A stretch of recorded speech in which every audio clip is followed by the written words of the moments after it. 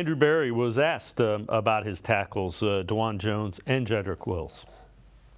Yeah, I think Jeb would be the first to tell you that, he hasn't played as consistently as he knows he's capable of playing. He's capable of playing better. He will play better.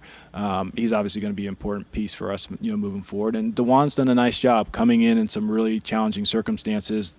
First half of his, first game in his rookie year, he hasn't had a chance to catch his breath, right? He's played some really good pass rushers, and he's done well.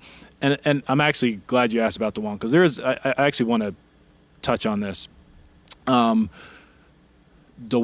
has taken advantage of every resource that we've had, within the organization. And I think particularly for that young man, the way he came into the organization with a lot of what I would say like anonymous, criticism, kind of attacking, his work ethic, his character, things like that.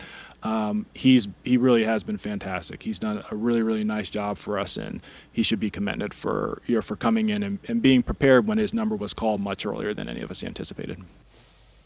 So we've already talked about Jedrick Wills.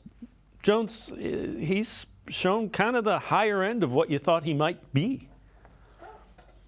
Well, I mean, the old phrase of, maybe a backhanded compliment. Well, this sounded like it was maybe backhanded towards number 71 in Jedrick Wills, because it sounds like Dawand Jones, knowing you have a guy who probably has a Hall of Fame resume as working with offensive lineman at Bill Callahan.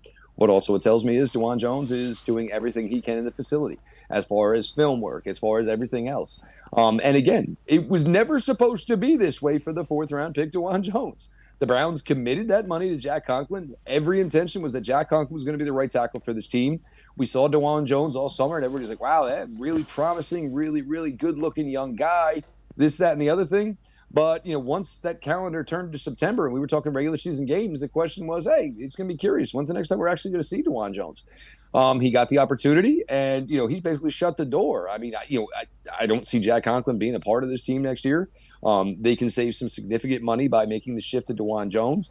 You're going to have to work with him as far as, getting him a little bit better in the run game. Some of that is due to his size, obviously. You're going to have to find a way for him to get lower. I'm sure the Browns would love if they could get a little weight off Dawand Jones.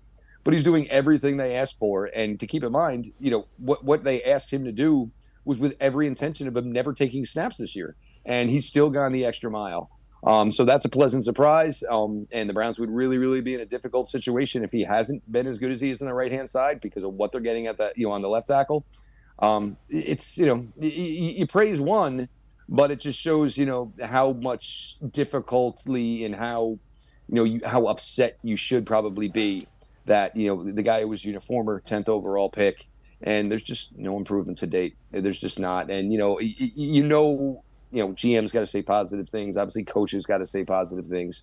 We love Andrew Berry for it, but behind closed doors, they got to be saying, my God, I just don't know what exactly is going on over there, because he's got all the resources to get better. And you saw a 4th round pick use all these resources to get better.